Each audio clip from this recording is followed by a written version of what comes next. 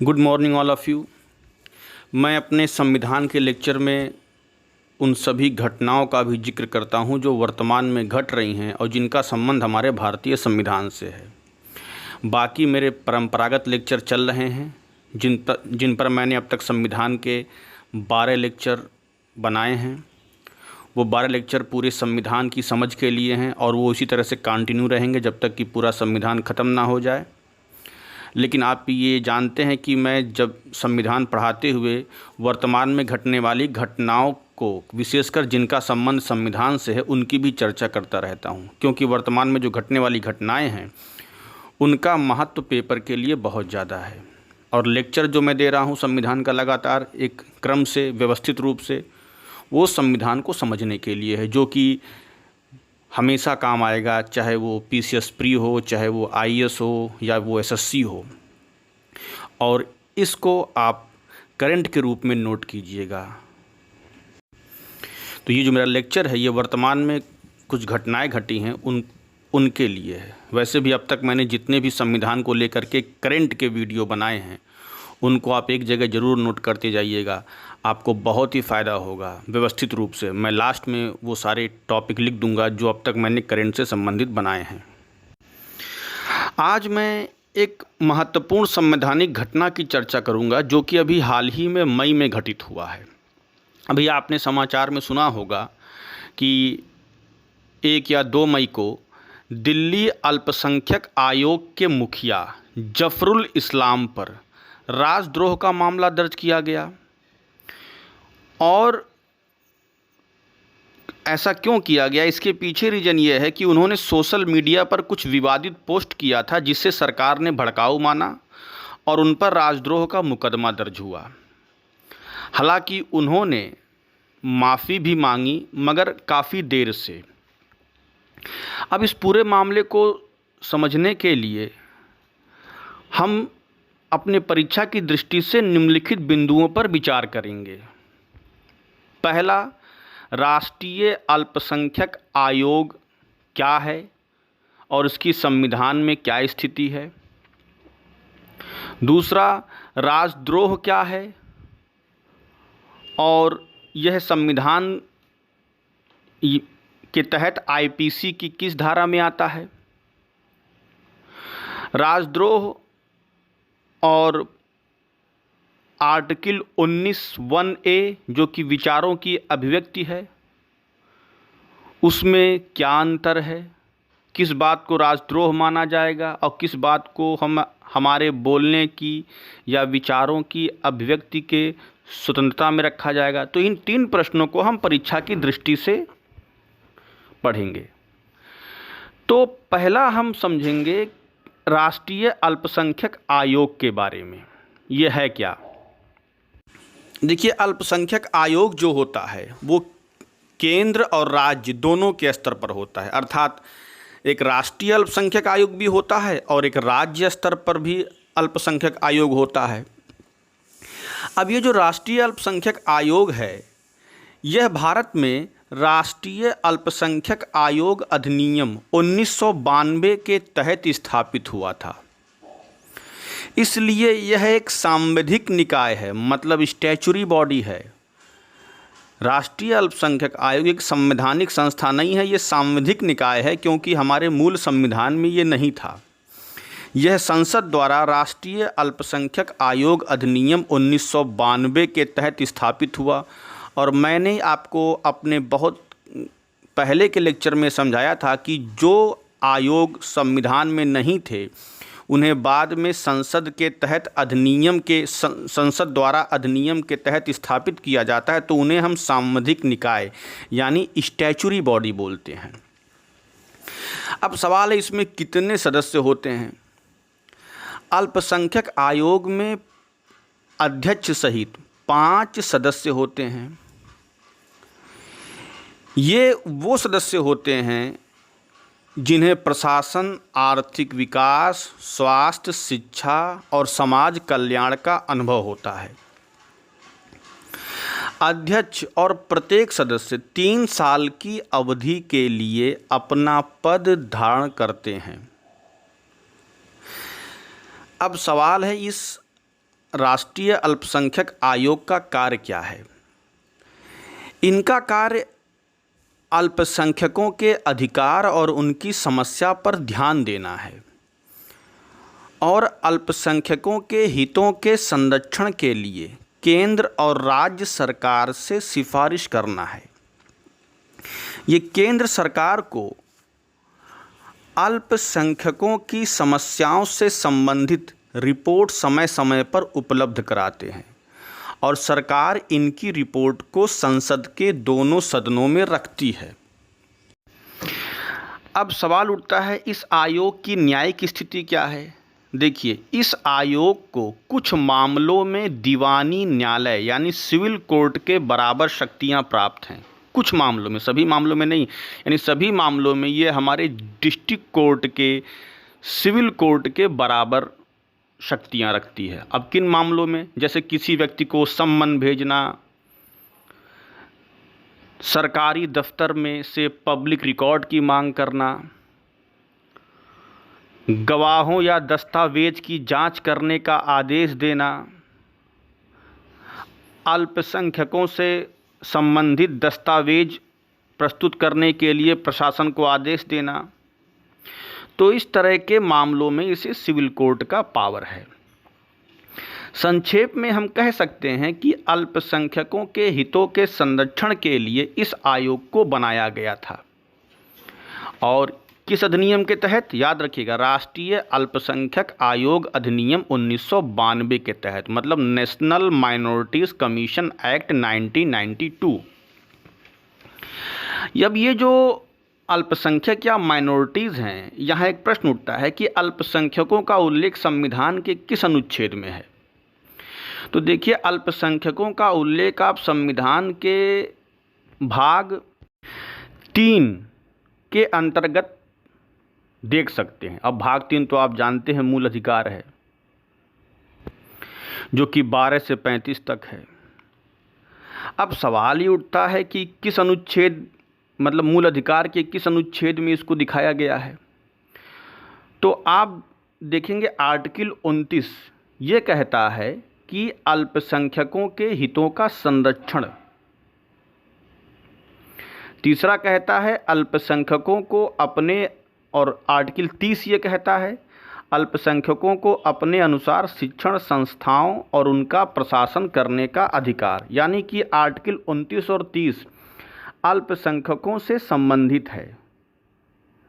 तो हमारे संविधान के मूल अधिकार में इन 2 अनुच्छेदों में अल्पसंख्यकों की बात की गई थी, जिसमें आर्टिकल 29 कहता है protection of interest of minorities, अल्पसंख्यकों के हितों का संरक्षण, और आर्टिकल 30 ये कहता है कि minorities has power to administer and establish their own education, मतलब अल्पसंख्यकों को अपने अनुसार शिक्षण संस्था और उनका प्रशासन करने का अधिकार है। अब प्रश्न उठता है, ये अल्पसंख्यक कौन होते हैं? संविधान में इनका क्या मापदंड है? तो देखिए, संविधान में धर्म और भाषा के आधार पर अल्पसंख्यकों का निर्धारण होता है। सामान्य रूप से ऐसे धर्म या भाषा के लोग जो आबादी में 50% से कम हैं, उन्हें अल्पसंख्यक माना जाता है। अब सवाल है, कौन कौन से भारत के समुदाय अल्पसंख्यक में आते हैं? अगर देखा जाए तो भारत में 6 अल्पसंख्यक समुदाय हैं। पहला मुस्लिम, दूसरा क्रिश्चियन, तीसरा सिख, उसके बाद पारसी, फिर जैन। यानी कि मुस्लिम, क्रिश्चियन, सिख, पारसी, जैन और बौद्ध लोग। हाँ, एक चीज़ ध्यान रखिएगा कि जैन को 2014 में अल्पसंख्यक की कैटेगरी में माना गया है। यानी कि 2014 के पहले जैनियों को अल्पसंख्यक नहीं माना जाता था, लेकिन सुप्रीम कोर्ट ने 2014 में क्लियर कर दिया कि जैन लोग भी अल्पसंख्यक होंगे। तो आप इस बात को विशेष रूप से ध्यान रखिएगा। तो अब तक मैंने आपको अपने इस लेक्चर में ये समझाया कि राष्ट्रीय अल्पसंख्यक आयोग क्या है, यह गैर संवैधानिक है कि सांविधिक है या संवैधानिक है। तो इसको मैंने बताया आपको, ये सांविधिक है, और साथ में भी बताया कि अल्पसंख्यकों की चर्चा संविधान में किस अनुच्छेद में की गई है। अब हम आते हैं उस मुद्दे पर जिस मुद्दे के कारण यह अल्पसंख्यक आयोग चर्चा में आया। तो सवाल उठता है ये राजद्रोह जो है जफरुल इस्लाम पर क्यों लगा। तो पहले हम समझेंगे राजद्रोह क्या है और उससे संबंधित धारा क्या है। देखिए राजद्रोह क्या है, ये चर्चा में अभी आ गया मई 2020 में, क्योंकि अभी हाल ही में दिल्ली अल्पसंख्यक आयोग के मुखिया जफरुल इस्लाम पर राजद्रोह का मामला दर्ज किया गया। उन पर आईपीसी की धारा 124A लगाई गई। वास्तव में अगर देखा जाए तो राजद्रोह कानून आईपीसी की मूल धारा में नहीं था। आप ये जानते हैं इंडियन पेनल कोड यानी कि आईपीसी 1861 में अस्तित्व में आया था, अंग्रेज़ों के समय में ही। लेकिन 1861 में जो आईपीसी बनी थी उसमें राजद्रोह को लेकर के कोई भी धारा नहीं बनाई गई थी। यह 1870 में आईपीसी के अंतर्गत अनुच्छेद 124A जोड़ा गया, यानी कि आईपीसी की धारा लागू होने के 10 साल बाद लगभग ये अस्तित्व में आया 1870 में। और आप ये इतिहास में आप ये जानते होंगे बाल गंगाधर तिलक वह पहले भारतीय थे जिन पर अंग्रेज़ों ने इस राजद्रोह यानी आईपीसी का सेक्शन 124A इस्तेमाल किया था। यानी कि बाल गंगाधर तिलक वह पहले भारतीय थे जिन पर राजद्रोह का आरोप लगा था, जिसके बाद कई लोगों पर अंग्रेज़ों ने इसका इस्तेमाल किया था। अब सवाल है 124A कहता क्या है। 124A जिसे हम राजद्रोह या इंग्लिश में सेडिशन बोलते हैं, इसमें यह लिखा गया है कोई भी इंसान सरकार विरोधी सामग्री लिखता है या बोलता है या फिर ऐसी चीज़ों का समर्थन करता है या राष्ट्र चिन्ह का अपमान करने के साथ संविधान को नीचा दिखाने की कोशिश करता है तो उसे 3 साल की कैद हो सकती है और यह गैर जमानती होता है। ये उम्र कैद के रूप में भी बदला जा सकता है। तो काफ़ी सख्त नियम है राजद्रोह के अंतर्गत जो भी व्यक्ति आएगा उसे दंड थोड़ा ज़्यादा मिल सकता है। तो इसमें ध्यान रखिएगा 124A में ये कहा गया है कि अगर आप कुछ भी ऐसा बोलते हैं जो सरकार के विरुद्ध हो, संविधान के विरुद्ध हो या कुछ ऐसी चीज़ें किसी माध्यम से, माध्यम का मतलब मीडिया भी हुआ, मीडिया पर या मीडिया के यानी सोशल मीडिया पर आप कुछ भी ऐसा पोस्ट करते हैं जिससे सरकार विरोधी अभियान शुरू हो सकता है या संविधान का अपमान हो सकता है तो राजद्रोह में आएगा और 3 साल की कैद है और ये गैर जमानती होता है। इस धारा का प्रयोग समय समय पर सरकार ने किया और इसको हटाने की मांग भी उठी, क्योंकि कुछ लोग का कहना है कि अंग्रेज़ों के समय में ये ठीक था, इसकी ज़रूरत थी अंग्रेज़ों को, लेकिन जब भारत आज़ाद हो गया तो अब इसकी ज़रूरत नहीं है, क्योंकि सरकार इसका दुरुपयोग विपक्षी दल या उन लोगों के लिए करती है जो सरकार की आलोचना करते हैं। अब यहाँ मामला आकर के फंसता है कि आलोचना करना और राजद्रोह की श्रेणी, इन दोनों में क्या कैटेगरी है। क्योंकि अगर कोई व्यक्ति सरकार की आलोचना करता है तो वह विचारों की अभिव्यक्ति में माना जाता है। आप ये जानते हैं अनुच्छेद 19(1)A ये कहता है कि हर व्यक्ति को अपने विचारों और की अभिव्यक्ति का अधिकार है, चाहे वो बोल कर करे चाहे वो जैसे करे। तो आप याद रखिएगा अनुच्छेद 19(1)A और राजद्रोह ये दोनों आपस में कहीं ना कहीं टकराते हैं। अगर आप सरकार की आलोचना करते हैं तो कहीं ना कहीं आप अपने विचारों की अभिव्यक्ति करते हैं। और लोकतंत्र में सरकार की आलोचना एक तरह से अधिकार ही है, क्योंकि अगर सरकार कुछ कमियां कर रही है तो आप उसके खिलाफ बोलने का अधिकार रखते हैं। तो कई बार ऐसा हुआ कि इसका गलत इस्तेमाल भी हुआ, तो इसीलिए इसको हटाने की मांग उठी कि सरकार की आलोचना को राजद्रोह नहीं माना जा सकता। तो इसमें सबसे पहला मैं मामला बताऊंगा केदारनाथ बनाम बिहार केस। केदारनाथ बनाम बिहार केस ये 1962 का मामला है। इस मामले में सुप्रीम कोर्ट ने राजद्रोह को परिभाषित करते हुए ये कहा कि राजद्रोह कानून के गलत इस्तेमाल को सुप्रीम कोर्ट ने ध्यान में रखते हुए फैसला दिया था और यह कहा कि भाषण को तभी राजद्रोह माना जा सकता है जब भीड़ को उकसाया जाए या भीड़ हिंसा पर उतर आए यदि शब्दों या भाषण से हिंसा नहीं हुई है तो राजद्रोह का मुकदमा नहीं चलाया जा सकता। केवल उन्हीं गतिविधियों में एफआईआर दर्ज हो सकता है जहां हिंसा का सहारा लेकर अव्यवस्था तथा सार्वजनिक शांति भंग करने की नीयत हो। तो मतलब अगर आप सरकार की आलोचना करते हैं तो उसे राजद्रोह नहीं माना जाएगा। हाँ, लेकिन उससे किसी प्रकार की हिंसा या अव्यवस्था ना आए। तो केदारनाथ बनाम बिहार केस में सुप्रीम कोर्ट ने कह दिया कि भाषण से अगर हिंसा नहीं होती है और भीड़ को उकसाए जाने का कोई प्रमाण नहीं मिलता है तो आप इसे राजद्रोह में नहीं शामिल कर सकते। तो केदारनाथ बनाम बिहार केस आप ध्यान रखिएगा, क्योंकि जो भी लोग पीसीएस या सिविल के हैं इस केस को ध्यान रखें। उसके बाद हम बात करते हैं एक और केस इस संदर्भ में बड़ा फेमस था, बलवंत सिंह बनाम पंजाब मामला। अब बलवंत सिंह बनाम पंजाब मामला क्या था? ये मामला 1995 में हाईलाइट हुआ जब सुप्रीम कोर्ट ने इस पर निर्णय दिया। अब ये मामला क्या था इसको ज़रा समझ लीजिए। 31 अक्टूबर 1984 को इंदिरा गांधी की हत्या के बाद बलवंत सिंह और उनके दोस्तों ने खालिस्तान के समर्थन में खालिस्तान जिंदाबाद का नारा लगाया और राजद्रोह के अंतर्गत उन्हें गिरफ्तार किया गया और 15 साल तक मुकदमा चला। और 15 साल के बाद 1995 में यह फैसला आया कि दो व्यक्तियों द्वारा यूं ही नारा लगा दिए जाने से राजद्रोह का मामला नहीं बनता जब तक कि हिंसक गतिविधि या भीड़ को उकसाने की नीयत ना हो। इस प्रकार अगर कोई व्यक्ति किसी भी प्रकार का कोई नारा देता है और उससे कोई हिंसक मामला सामने नहीं आता है तो उसको राजद्रोह के मामले में हम नहीं ला सकते हैं। ये इसीलिए इस केस का नाम पड़ गया बलवंत सिंह बनाम पंजाब मामला 1995। तो इस प्रकार आप इसको ध्यान रखेंगे।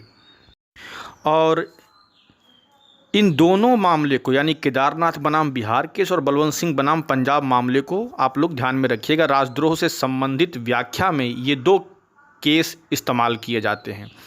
अब वर्तमान में जब भी राजद्रोह से संबंधित कोई मुद्दा कोर्ट में जाएगा तो जज इन दो मामलों में यानी कि केदारनाथ बनाम बिहार केस और बलवंत सिंह बनाम पंजाब मामले में दिए गए निर्णय को ध्यान में रखते हुए फैसला सुनाएंगे। तो अब ये आप समझ जाइए कि राजद्रोह के मामले में किसी को गिरफ्तार करना आसान नहीं है। वो सुप्रीम कोर्ट के द्वारा दिए गए इन दो निर्णयों को हमेशा ध्यान में रखा जाएगा, तब उन पर आगे की कोई कार्रवाई होगी। रही बात हटाने की, तो आपको पता है कांग्रेस ने इसे हटाने की मांग की थी कि आज़ादी के बाद इस तरह का इस राजद्रोह के धारा का कोई मतलब नहीं है, क्योंकि वर्तमान सरकार इसका गलत इस्तेमाल कर सकती है। लेकिन सुप्रीम कोर्ट ने इस पर भी निर्णय दिया कि इस धारा को हटाया नहीं जा सकता। इस धारा को हटाना संवैधानिक नहीं होगा। मतलब आईपीसी की धारा 124A संविधान आईपीसी में रहेगा और उसे हटाने के पक्ष में सुप्रीम कोर्ट नहीं है। इस प्रकार मैंने अब तक आपको संविधान से संबंधित जो भी वर्तमान घटनाएं चल रही हैं उनकी जानकारी मैं अपने लेक्चर के माध्यम से दे रहा हूं और साथ में मेरा परंपरागत लेक्चर भी संविधान का निरंतर जारी रहेगा। अब आपके सामने इस लेक्चर के आधार पर एक प्रश्न है जिसका उत्तर आप मुझे व्हाट्सएप के माध्यम से ज़रूर देंगे। वो प्रश्न आपके सामने ये है कि वर्तमान में राजद्रोह कानून कहाँ तक प्रासंगिक है। इसके पक्ष और विपक्ष में आपको तर्क देना है 150 शब्दों में। और बहुत से बच्चों ने मेरे पिछले पूछे गए प्रश्नों का उत्तर भी दिया है। कुछ लोग की मैं प्रश्नों के उत्तर मैं चेक कर चुका हूं, उन्हें जल्दी ही मैं दे दूंगा। लेकिन जिन लोगों ने प्रश्न इसमें रुचि दिखाई है उनको बहुत बहुत धन्यवाद और इसी तरह से आगे बढ़ते रहें। तो इस प्रकार मैंने वर्तमान संवैधानिक घटनाक्रम में कई महत्वपूर्ण घटना की चर्चा की। पिछले लेक्चर में अनुच्छेद 142 और उसके पहले भी मैंने ग्राम न्यायालय, फिर आरक्षण का मामला जो अनुच्छेद 16 के 4 के तहत उठा था। तो इस तरह से मैंने कई वर्तमान घटनाओं को समझाया है। उनका आप नोट्स बनाते हुए और मेरे संविधान के लेक्चर को क्रम से पढ़ते चलें। तो इस प्रकार आपका करंट भी तैयार होगा, परंपरागत भी तैयार होगा, तो आपकी संविधान में समझ बढ़ती चली जाएगी। और लेक्चर पसंद आया तो लाइक और सब्सक्राइब ज़रूर करें। धन्यवाद।